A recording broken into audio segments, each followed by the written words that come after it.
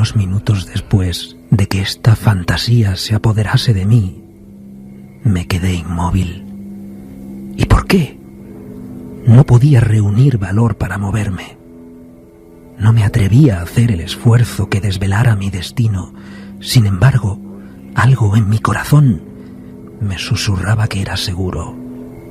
La desesperación, tal como ninguna otra clase de desdicha produce, solo la desesperación me empujó, después de una profunda duda, a abrir mis pesados párpados. Los levanté. Estaba oscuro, todo oscuro. Sabía que el ataque había terminado. Sabía que la situación crítica de mi trastorno había pasado. Sabía que había recuperado el uso de mis facultades visuales y, sin embargo, todo estaba oscuro. Oscuro, con la intensa y absoluta falta de luz de la noche que dura para siempre. Intenté gritar, y mis labios y mi lengua resecas se movieron convulsivamente, pero ninguna voz salió de los cavernosos pulmones que, oprimidos como por el peso de una montaña, jadeaban y palpitaban con el corazón en cada inspiración laboriosa y difícil. El movimiento de las mandíbulas, en el esfuerzo por gritar, me mostró que estaban atadas, como se hace con los muertos. Sentí también que yacía sobre una materia dura y algo parecido me apretaba los costados. Hasta entonces no me había atrevido a mover ningún miembro, pero al fin levanté con violencia mis brazos, que estaban estirados, con las muñecas cruzadas. Chocaron con una materia sólida que se extendía sobre mi cuerpo a no más de 6 pulgadas de mi cara. Ya no dudaba de que reposaba al fin dentro de un ataúd. Era Edgar Allan Poe, muy impresionado por un relato que le rondaba por su mente genial: el enterramiento prematuro.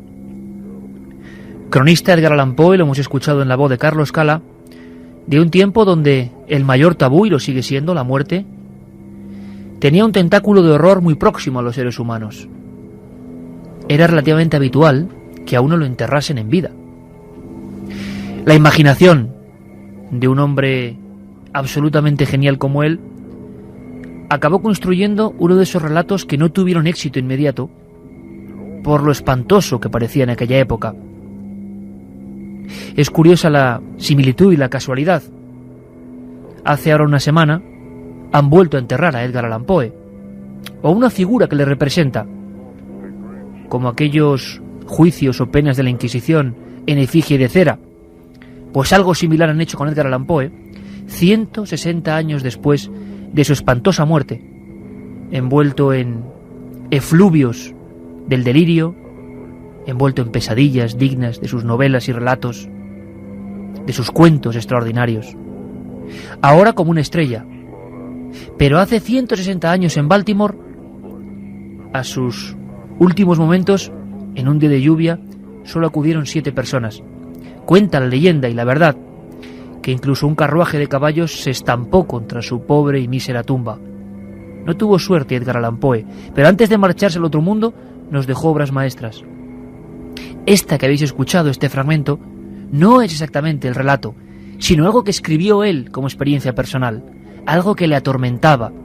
En sus cartas, en su biografía se cuenta: ha pasado mucho tiempo, 200 años del nacimiento, 160 de la muerte, y eso es ser inmortal, que un día como hoy, en octubre del 2009, sigamos hablando de un hombre fantástico. Iremos de él a otro rey del terror actual, Stephen King. Su apellido lo dice todo: monarca del terror. Ambos han sentido el mismo miedo, han pulsado los mismos nudos del terror más profundo del hombre: ser enterrado en vida. ¿Sigue ocurriendo? ¿Sigue pasando? Dejadme que os lea un teletipo. Hace exactamente una semana, El mismo día que enterraban de nuevo a Edgar Allan Poe, en Honduras ocurrió algo. Decía la prensa, lo entierran vivo, tras declararlo muerto. Los primeros datos a vuela pluma dicen que la medianoche del viernes, en un cementerio viejo, en San Andrés Minas, en Copán, enterraban a Isaac Ramírez Pérez, 27 años. Una especie de dolencia de estómago le había llevado al hospital. Complicaciones, lo que por desgracia a veces sucede. Acta de defunción. Lo que ocurre es que horas después del sepelio, en ese cementerio viejo, cerca además de una zona de nichos bastante antiguos, los dos vigilantes del Camposanto, hay que imaginar la escena, amigos, escuchan alaridos. Primero piensan en algún tipo de alimaña, en algún tipo de intruso no humano, pero tampoco sobrenatural, evidentemente. Después se cercioran de que los alaridos son clarísimos. En realidad parten del nicho de Isaac Ramírez Pérez, 27 años. Pero ese tabú está tan presente, es tan poderoso, es tan fuerte el umbral que separa el momento en que vivimos al que pasamos al otro mundo, y todo lo que ocurre con los cuerpos, todo lo que pasa en las morgues, todo lo que pasa en el fondo, en un ataúd, no queremos ni verlo. Ese terror atávico se apodera de los dos guardas, que en vez de romper la lápida, sacar el ataúd, auxiliar evidentemente a un hombre que ha sido enterrado por error, salen huyendo. Es demasiado terrible escuchar esos gritos en mitad de la noche. Cuando al día siguiente la familia llega, hay sorpresas. Hay sorpresas que nos va a contar una corresponsal del diario La Prensa en Honduras, es Xiomara Orellana, que ha seguido muy atentamente este caso que ha conmocionado a todo ese país. Y creo que la tenemos en línea directamente, escuchándonos, 1:16 aquí en España. Xiomara, buenas noches. Buenas noches, un gusto saludarles desde Honduras. Muchísimas gracias, tenemos buenos amigos en ese maravilloso país, mandamos un abrazo a toda la gente de Honduras. Menudo impacto, Xiomara, porque esto sonaba a eso, ¿verdad? A historias de Edgar Allan Poe o tantos otros maestros del terror. No es ninguna ficción. Este muchacho, Isaac Ramírez Pérez, de 27 años, como hemos repetido, murió de verdad la pasada semana. ¿Qué ocurrió esa noche? No sé si en estos días, Xiomara, se ha sabido algo nuevo. ¿Qué oyeron los vigilantes? Bueno, es una historia que ha conmocionado, como bien dices, a todo un país.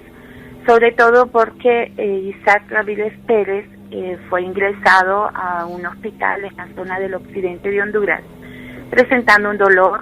Fue intervenido quirúrgicamente por problemas de vesícula, según dictamen médico. Y al siguiente día, al mediodía, fue declarado muerto por los médicos del centro hospitalario. Esto originó que mientras la familia, como estaba más o menos unos 70 kilómetros de su casa, en lo que buscaban un ataúd y daban las vueltas para sacar el cadáver, el cuerpo de Isaac permaneció por 2 horas en la morgue. Luego fue llevado hasta su casa, donde fue velado toda una noche, hasta que el siguiente día, a las 2 de la tarde, se realizó su sepelio en el cementerio viejo, como tú dices, de San Andrés Minas, en la Unión Copán. Toda la familia regresó con el dolor por la pérdida de su pariente. Sin embargo, pues algo inusual ocurrió en horas de la noche, cuando, según el relato de uno de los guardias, afirma que minutos antes de las 11 comenzaron a escuchar gritos del infortunado joven, donde pedía con desesperación que fuera sacado de la tumba. Ellos, los guardias, escucharon, pero bueno, no hicieron caso.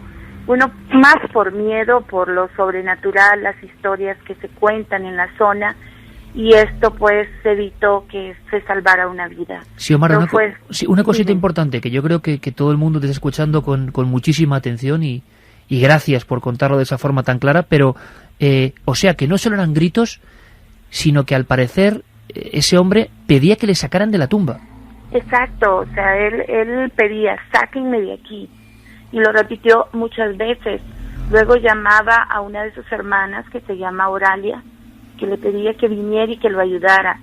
Después llamaba a su madre, Jacinta Pérez, pedía que llegara ahí y lo salvaran. El problema fue que estos guardias recibieron turno a las 6 de la tarde y ellos desconocían que ese día se había sepultado una persona en el cementerio. Entonces eso hizo dudar a ellos realmente si era algo cierto, algo que estaba ocurriendo. No fue así sino hasta en la mañana que se hizo el cambio de turno de guardias, que se confirma que sí, efectivamente, Isaac había sido enterrado, y fue cuando se avisó a su familia. Llegaron, rompieron la tumba, sacaron el ataúd, y la sorpresa fue mayúscula cuando abrieron el ataúd y encontraron a Isaac con la camisa desabotonada, aruñado de su cuerpo, sudado y su cuerpo caliente aún. Uno de sus hermanos relata que apenas abrió los ojos, los volvió a cerrar, pero ya cuando un médico cercano a la zona llegó para verificar, mantuvo siempre que estaba muerto.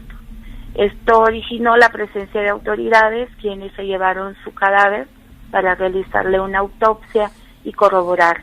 Pero lo interesante es que el médico forense que le evaluó preliminarmente el cadáver manifestó que tendría apenas unas 8 a 10 horas de muerto, lo que confirma que fue enterrado vivo. Sí, Omar, lo que aún resulta más alucinante es que alguien no se muere de terror. Es decir, si despierta uno en su propio ataúd y durante horas está golpeando el ataúd pidiendo ayuda, siendo consciente de dónde está, imagino, evidentemente, dice que abrió los ojos, que el hermano cuando le fue a sacar de la... abrió los ojos todavía. Es decir, qué increíble es la catalepsia, que nos suspende como en otro mundo durante horas. Los médicos se confunden en ese aspecto porque es una muerte total, y luego el cuerpo humano, tan fuerte es la llamada de la vida, Mariano, que puede estar horas golpeando un ataúd hasta que muere por asfixia. Efectivamente. Parece ser que cuando ya encuentran el cuerpo ya está muerto, ¿no? Tal vez el movimiento de los ojos es un movimiento mecánico, post-mortem. Interpretado por la familia como una última señal, me exacto, imagino, ¿no? Efectivamente. O sea, ya había fallecido, ¿no? Pero lo verdaderamente tremendo es precisamente que se trata de una enfermedad que tenemos que tenerla presente. La frecuencia, que es lo que comentabas antes, ¿no? La frecuencia en Estados Unidos es aproximadamente de 2 casos de cada 10.000 personas. Es infrecuente, pero está ahí. O sea, cada 10.000 enterramientos en 2 en Estados Unidos. De cada 10.000 personas hay 2 que tienen esta enfermedad. Quiero decir con eso que no pasa nada. Esto no se puede evitar. Es una situación como una enfermedad, ¿no? Es la situación. Lo que sí que es evitable es precisamente que esa persona que tiene esta enfermedad pueda ser enterrada viva. Y esto se puede conseguir mediante las técnicas modernas, por ejemplo, la realización de un electroencefalograma, la observación de la temperatura corporal, ya que los signos vitales apenas son perceptibles. Claro, ¿cuáles serían los signos de la catalepsia, claro, Mariano? Fundamentalmente es una rigidez, una inmovilidad, una ausencia de sensaciones, una dificultad absoluta de responder a los estímulos, una anestesia y una analgesia, pero la persona está consciente o semiconsciente. Es decir, que probablemente esta persona sabía y se daba cuenta de lo que le estaban haciendo. Que yo creo que, claro, ese es el sueño más horrible que a uno le puede ocurrir. Pero claro, mucha gente estará pensando, Mariano, si es el primer ataque, primer brote de catalepsia, si esto es gradual, imagino que no, porque la familia entonces tendría que estar al tanto, como aquel caso que contamos de Ávila, donde una niña había sufrido en varias ocasiones hasta el enterramiento casi prematuro, el velatorio. Exacto. Pero a alguien le puede pasar con 27 años, sufre el primer ataque de catalepsia y por lo tanto no haya ninguna señal previa que obligue a tomar cualquier tipo de prevención. Sí, a veces ocurre que aparece a estas edades, ¿no? Lo normal es que aparezca en gente joven, Parece ser que ya las personas mayores esta enfermedad va aliviándose, va reduciéndose, y es raro, aunque tenemos casos de personas de más de 70 años con estos, es decir, es menos frecuente en más personas frecuente mayores. En los jóvenes. Es más frecuente en los jóvenes y en chicas jóvenes especialmente. Chicas tenemos muchos casos de chicas jóvenes, pero yo lo que creo que es importante es ver un poquito las razones, las causas de esta enfermedad, de este síndrome, más que una enfermedad, es un síndrome. Las causas fundamentalmente son de tipo epiléptico. La epilepsia es una de las causas, junto pues con la enfermedad de Parkinson. Hay una catalepsia parkinsoniana también. Y junto con eso también el hecho del consumo de bebidas y sobre todo de drogas de tipo cocaína. ¿Puede conducir a la catalepsia? Puede potenciarla. Puede provocar esta aparición. Es decir, que se trata no solamente de una enfermedad, sino de un consumo de drogas, ya digo, cocaína, haloperidol, ketamina, que es otro de los anestésicos generales que están relacionados con estas sensaciones de estar fuera del cuerpo, etcétera, etcétera.